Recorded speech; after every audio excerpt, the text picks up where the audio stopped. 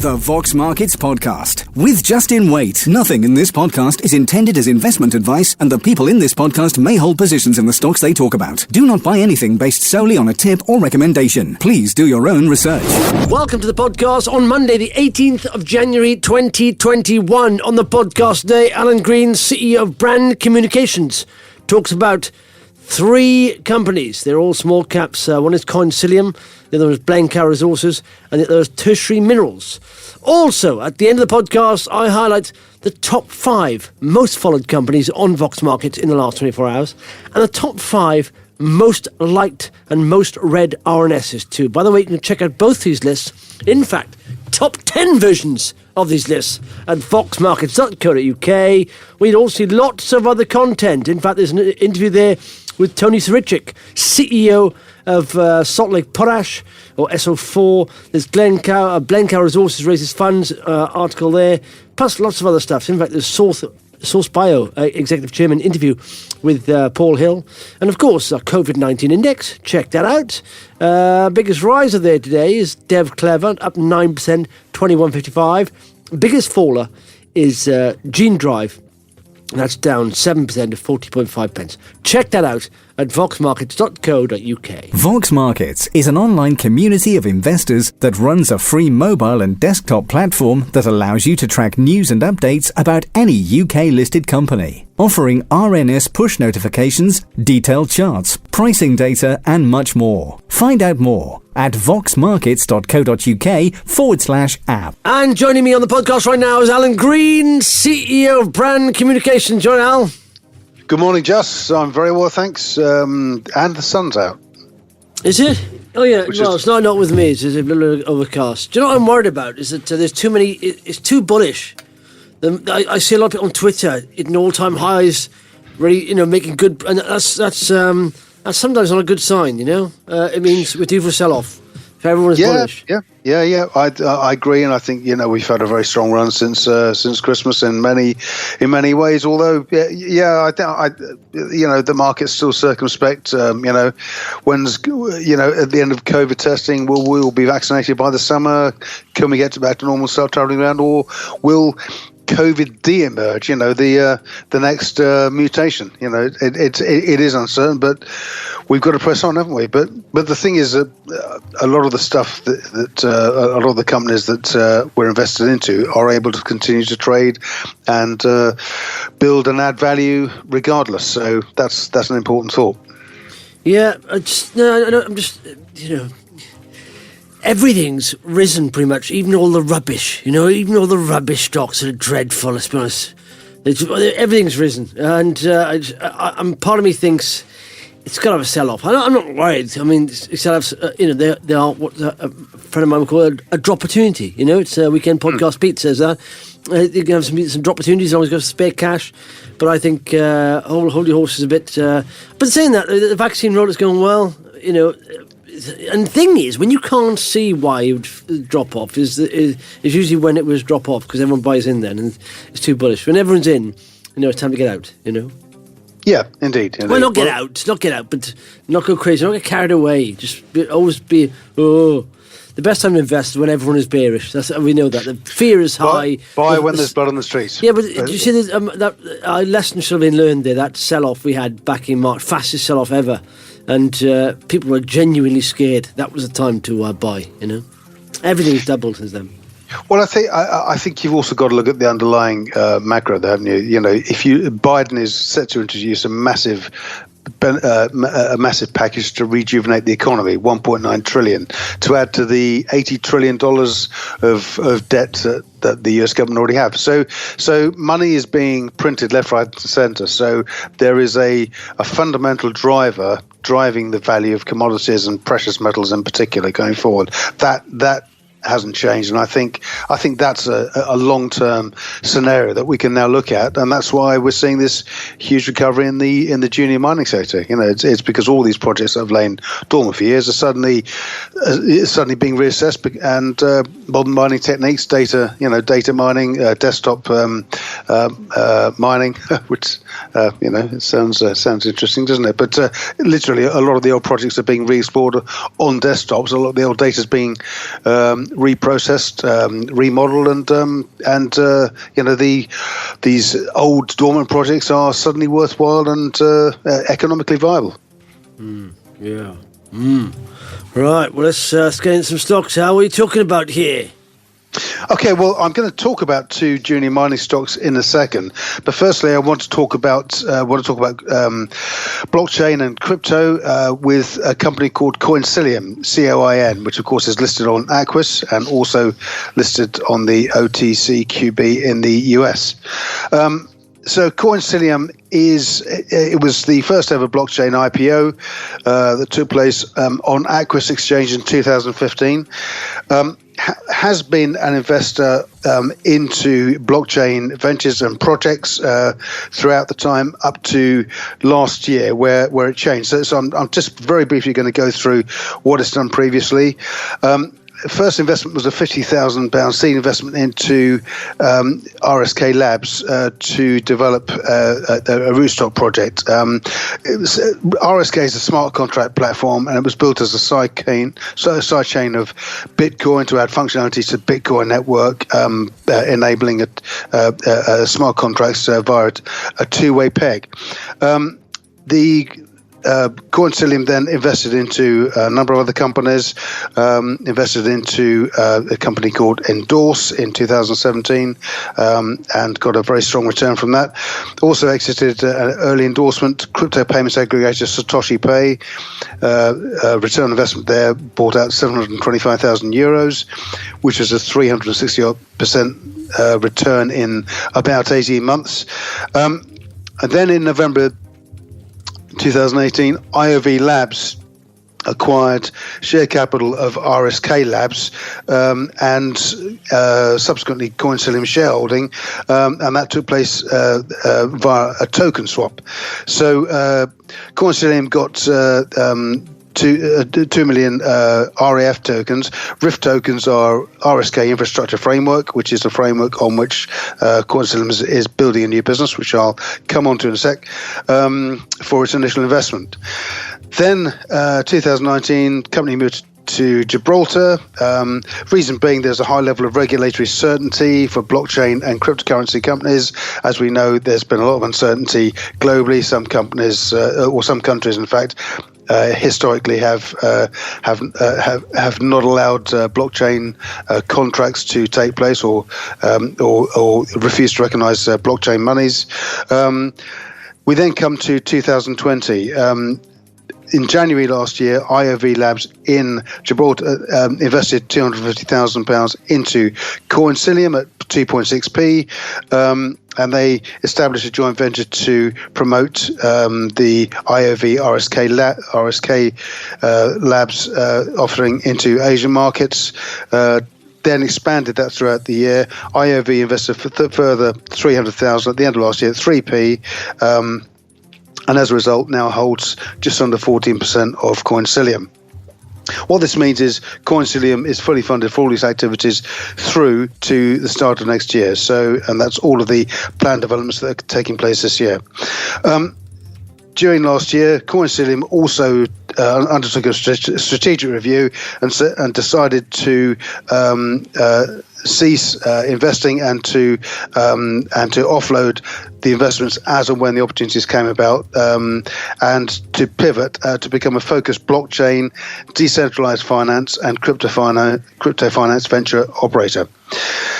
The first step on this was an agreement with Red Fox Labs in Vietnam to develop a range of digital collectible assets in the marketplace using what are called non-fungible tokens. Have you heard of non-fungible tokens, Just? I don't know what you're talking about. Okay, non-fungible tokens. You lost me 5 minutes ago, Al. Okay, well, non-fungible tokens, NFTs, are it's a new phase in blockchain and crypto finance development. What it does, it basically digitizes assets. It's already been tried out. The Austrian Post Office issued a range of limited edition stamps with a digital counterpart in the form of a non-fungible token. And as their first step along the road in this new in in this new the new ventures as crypto finance operators. Coinsilium have an agreement with the Gibraltar Post Office to again digitize a limited run of stamps with an NFT counterpart.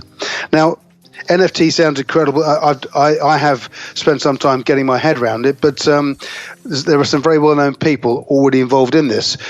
Captain Kirk, none other, William Shatner, has taken some of his existing images and memories that are online and digitized those assets as non-fungible tokens. So once that asset is purchased virtually, then that becomes yours. As you know, blockchain creates an immutable record, and once that record's out there, then it's yours and you own it. There is the trading volumes in NFTs are growing rapidly. It's a huge growth area for areas such as gaming, sport, collectibles, art, and of course the virtual reality space generally. What an NFT does effectively, non-fungible token, it's a certificate of authenticity which gives proof of ownership for that asset. So the fact that William Shatner's taken that step is obviously significant. The fact that he understands it and grasps the concept completely, but also there are various ventures taking place that are already proving hugely successful and have generated many millions of dollars in trading on the platform. So the Gibraltar Post Office is the first step down the road of a number of contracts. Of course, Coinsilium will earn from these as both the operator learns success fees and a commission ongoing. But also the company has it's got a book value of around 2.5 million sterling on the original investments it made, which it will offload. Those are probably worth more, but due to bookkeepers, the way they value cryptocurrency investments, those have been marked down substantially. So it's likely that as and when those come up for sale, they will earn more money. It also has cryptocurrency worth well over $1 million, and obviously, we've seen the big movements in Bitcoin over December. And the company also has a number of large shareholders that have backed the company and are shareholders, will remain shareholders going forward. The new ventures will earn commission going forward this year. Coinsilium currently has a market cap of just under 10 million. The shares have done very well since December. They've risen from just under 3p, touched highs of 7.6 pence, currently trading at about 6.5p. So a great opportunity to gain exposure to a broad range and a broad spread of assets, digital assets traded as non-fungible tokens in 2021. Right. I don't know what's going on now. You've completely lost me. Right, let's talk about a stock then, shall we? Non-fungible tokens. There's a website called nonfungibles.com. I don't want to get into nonfungible.com. I don't want to go there. Well, but Malcolm Pally is the founder. Malcolm is well known and well respected throughout the industry. Eddie Travier, CEO and co-founder, launched Seedcoin and has extensive experience in private equity. Tony Sarin, non-exec, he founded Softtech.net and has also founded Numerica, which is sort of BDO Story Hayward and Vantis PLC. And of course, Craig Brown is also an exec. Craig Brown is the CEO of ECR Minerals. So there's the connection with mining and cryptocurrency or crypto finance. Okay, all right. Yeah, do you know what? I like to keep it simple. Investing, like old Buffett said, you don't get points for making for it's like Olympic diving. To get points for difficulty. So I'm not. That's not for me. What's next? Anything else? Okay. Well, I promised you two resource companies. So Blencowe Resources is number one. BRES is the EPIC code. Blencowe has had a busy few months. We are about to hear about the JORC resource estimate for the company's enormous graphite asset in Uganda. And of course, Uganda is currently in the news for the election. There are some troubles there from what has been a the very weekend. They were almost armed guards were chasing down the opposition. Was it leader or something? Well, the opposition leader's a young pop star. He's very well regarded by the youth in Uganda, and of course, I think he's trying to pursue a campaign. But it seems that the incumbent isn't the incumbent president isn't too keen to allow him to pursue his campaign around the country. Clearly that's it's destabilised things somewhat for the present, but the hitherto the country has had a very benign and stable regime, very pro-money, very pro. But what was that? He was controlling they shut the internet down and everything. That is not good, is it? Well, no, it's not. It's not. But it's an irresistible tide, isn't it? You can shut it down, you can do this, that, the other, but sooner or later, the people will get what they want, unless it turns into a dictatorship, which of course we fervently hope it doesn't. But it says here, Uganda's long-term president Yoweri Museveni has been re-elected amid accusations of vote fraud by his main rival, Bobby Wine. Oh, you got to vote for Bobby Wine. Just his name, Bobby Wine. Bobby Wine. Yeah. Bobby Wine, Bobby Wine. Well, Bobby Wine is the pop star. He's the young guy that's captured the imagination, I think, of the young of Uganda. But of course, we've seen this before in South Africa, in African countries, where you have an incumbent president and an infrastructure, and they're very loath to change and let go. And it seems as though that may well have happened again. So the inference, of course, for Blencowe is that in what has been a hitherto stable regime, that there are the regime has caused a few waves, but it's unlikely, I think, in the short term that we'll see any changes in regard to the investability or otherwise of countries operating in Uganda, and certainly. Blencowe Resources, as we've spoken before, they have the Orem Cross graphite project in Uganda. Graphite is graphite makes up about 50% of the modern batteries used to power electric vehicles, power the new digital technology across a wide range of applications, and is crucial. It's a crucial component, and of course. As such, supply of that of graphite is also the Blencowe asset at Orem Cross is some 3 billion tons of graphite estimated. The JORC resource estimate is taking place has taken place over a very small part of the total area, and they've identified jumbo graphite flakes, which sell for top dollar up to $1,400 per ton, and of course. Once the JORC estimate is complete, we'll have that number, and then all future valuations of the company are based around that. Certainly. The company's been able to raise funds regardless of the ongoing election in Uganda. It raised 300,000 in December, 75,000 of which came from directors Cameron Pierce, Sam Quinn, and Mike Ralston. They put in 25,000 each at 6p. Then a further 500,000 was raised at 8p, as announced today. And of course, the company's appointed First Equity to work alongside Brandon Hill as its second broker.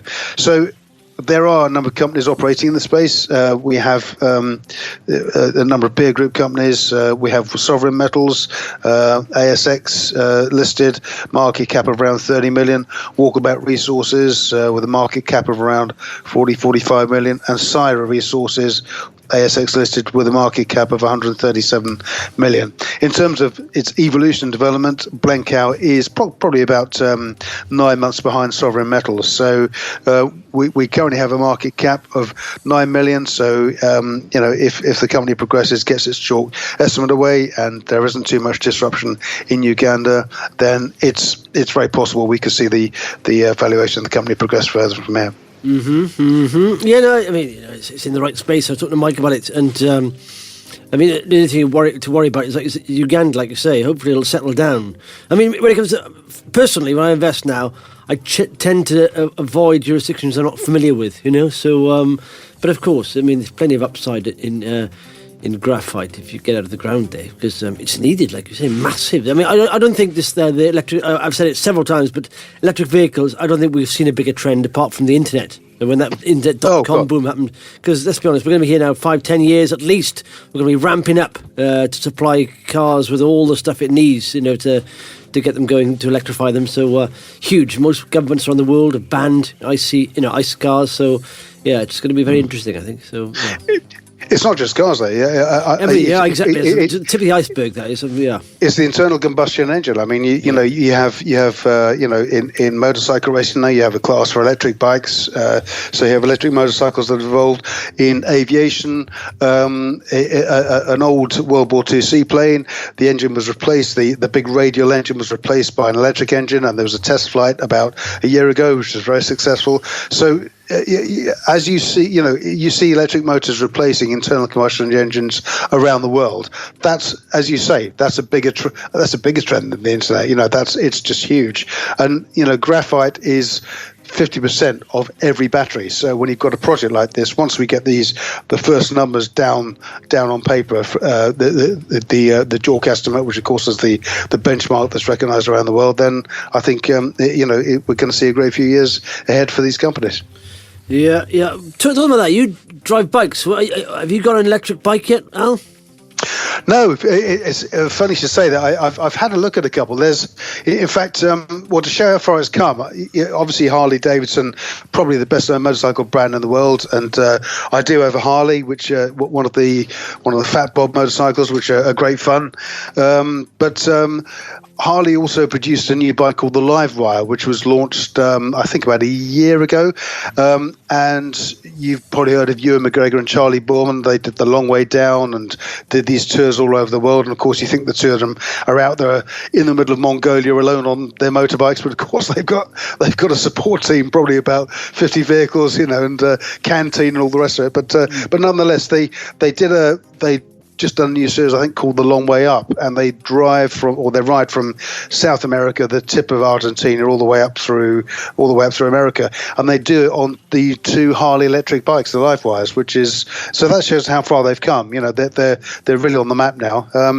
I've not read one yet, but I'm keen to have a go, and I've seen a lot of the testers, people I know sort of in the business, try them, and the ones that have come out over the past year or so are really quite something. So yeah, exciting. Marvellous, cool. Right, anything else, Al? Yep, Tertiary Minerals. Tertiary Minerals, of course, has been known for many years as the only AIM-listed company that is involved in fluorspar, and whilst it still has involved. Yeah, that's right. No one else wants to touch it. Don't get many around here. Yeah. Fluorspar is a benign market. It's used, of course, across a huge range of applications in industry, smelting and optics and so on. They do have one remaining asset, which is the Storuman asset in Sweden, where there's 27 million tons in the ground, but it's a dormant asset. There's also an agreement with a commodity broker, Possel, in Germany, that if that project is developed, then Possel will take 70% of the produce of the fluorspar produce from the mine.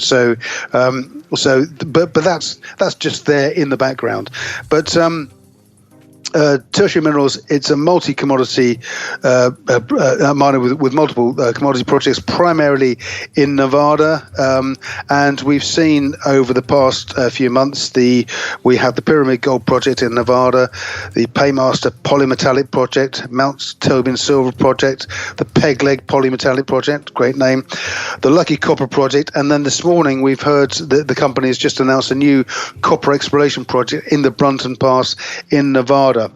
Now, this whole territory is based on the Walker Lane gold belt, which it's the number one mining jurisdiction in the world, fifth largest gold producer in the world, and you have owners and operators there, Gold Fields with a 4.2 million ounce gold mine, Comstock with an 8.5 million ounce gold prospect and 192 million ounce silver prospect, Tonopah, and the list goes on and on. Most of the Tertiary's assets are about 25 miles outside of Reno in Nevada, and the projects are at various stages. The Pyramid project, which is somewhere down the line, soil sampling and drone results were released recently, which showed or rather confirmed 1.6 grams per ton of gold and 207 grams per ton of silver. Also, two new anomalies identified there as well. So the new copper project announced this morning, there's a raft of exploration works. The company in its annual report at the end of September said it had £623,000 in the account, so well funded to continue with the exploration work and developing the assets. It also has a gold asset in Finland, the Kariselka Finland Gold Project, which is sold to Orion Resources, that's the TSX listed group, in March 2017. Orion is backed by Kinross Gold and B2 Gold Corporation, and there's an agreement there that the company will earn $3 per ounce for any measured mineral resource, and then $2 for indicated, $1 for inferred. Net smelter return of 2% on all future gold production, and Orion Resources can also purchase 50% of that net smelter agreement for $1 million at any time. In December, it was announced that, or Orion announced that it was commencing drilling and had extended the mineralization zone across a broader strike length and a little deeper. They identified 52 grams per ton over 2.8 meters and 85 grams per ton. This is gold of over a 5.5 meter area. So great potential there, and the valuation of the company alone has to be backed up by that. But there's no premium at all in the share price currently for any of the work the company is undertaking in Nevada, which is astonishing. Patrick Cheatham is the chairman, also chairman of Sunrise Resources, spent many years with Western Mining Corporation and Imperial Metals, and they've recently appointed Dr. Mike Armitage as non-exec on the board. He's the chairman of the SRK Mining Consultancy and has over 35 years experience in the industry.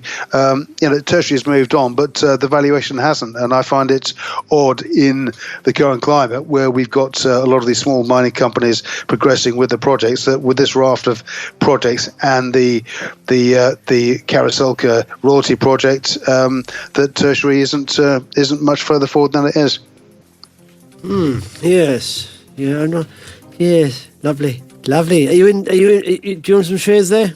I do, yes. I've had a block of shares for some time, and every time it drops down to 0.25p, I top up. So yeah, I've got quite a big holding there. So I'm looking forward for some movement because. When you say a big holding, what's your idea of a big holding?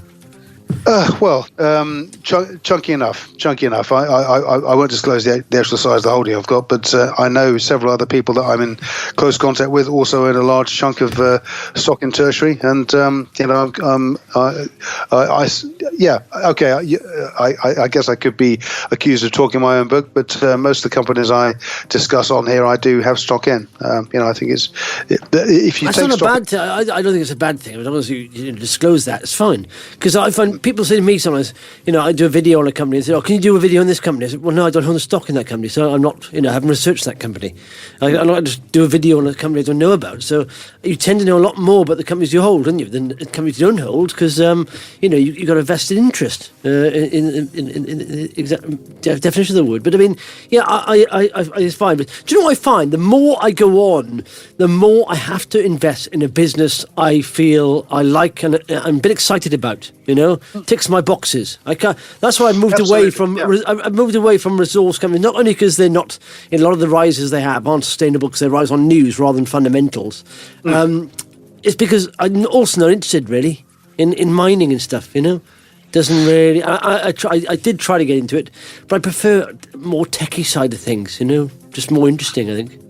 I like it makes. I have to say, I think having worked with so many mining resource companies over the years, you get a good grasp of how it works, the steps forward to reach the next value inflection point, and everything that's required. So, and that's why I top up with Tertiary, as I say, every time it drops. But I hold shares in all the other resource companies that I talk about on the Vox podcast. So I'm very much I do have a good understanding, and also I can see where the next opportunity lies, and the next one to the share price is likely to move forward. Don't get it right all the time, but if you're right more than 50% of the time, then you're in clover. No, but do you know what? No, gone beyond making money. I do find businesses, investing in businesses and liking the business itself. I find I have to have some kind of excitement around the business. It has to, get me going a little bit. If I can't just invest in anything now just because I can make a bit of money in it. I have to be in a business I quite like. Yeah, I agree. I think because you can make money on any company. There's thousands of companies out there you can make money on, but are you passionate about it? I don't know. Well, also, if you have an interest in it, then and you've researched it well, then you may have a perspective as well that perhaps hasn't been realised fully. So, and I know a lot of the shareholders that we talk to and we communicate with online. A lot of those people also have a unique perspective too, and I think a lot of the directors now running the companies that we're invested in are really happy to get feedback and to communicate and get ideas from these investors, because if you've got experience in a particular industry or a particular area, and you maybe do have a perspective that would be valuable to the company, then that CEO would be foolish not to listen to you. And I know there's Darren Hazelwood at Panther Metals, for instance. He was an investor previously, and he's moved into the job of CEO, so he's got a unique take on it as well. So that communication is really important. So get interested. Look at ways that perhaps the company's not doing as well as it might, and perhaps if you've got an idea, always suggest it. It's because you could then increase the value of that company. Both improve the value of your shareholding, and of course for others too. Yes, lovely stuff, Al. Have a nice day there, and we'll speak you next week. Cheers, just speak next week, mate. All the best. Okay, it's time for the top 5 most followed companies on Vox Markets in the last 24 hours. They are at 5. Bear with me. Gunsynd up 12% to 2.1. At 4, Oriel Resources 1.1 is the price there, is up to 30%, doing very well. At 3, Argo Blockchain raised a big chunk of money today at 80 pence. I think it was about £22 million. That's down 15% to 91. At 2, Remote Monitor Systems. That's down 11.6%, 2.6. And at 1, Brand Shield. I covered those on the weekend on a video. Most followed company. 1.54% at 32 pence. All right, top 5 most liked RNSs are Iron Resources, Zeranu continues to deliver high-grade silver results. At 4, Union Jack Oil, acquisition of further 15% in Bisthorpe. At 3, Blencowe, placing to raise 500,000. At 2, Source Bio, trading update. And at 1, Salt Lake Potash, project update, interim CFO. And let's just have a look at the most read as well. Bear with me 1 second. At 5, it's Union Jack Oil. At 4, Velocis Strategy, Comps, Ops Update. At 3, Gene Drive Notice Results. At 2, Remote Monitor Systems. And at 1, Argo Blockchain. That's it for the podcast. Thanks for listening. Muchos appreciated. The Vox Markets Podcast with Justin Waite. Nothing in this podcast is intended as investment advice, and the people in this podcast may hold positions in the stocks they talk about. Do not buy anything based solely on a tip or recommendation. Please do your own research.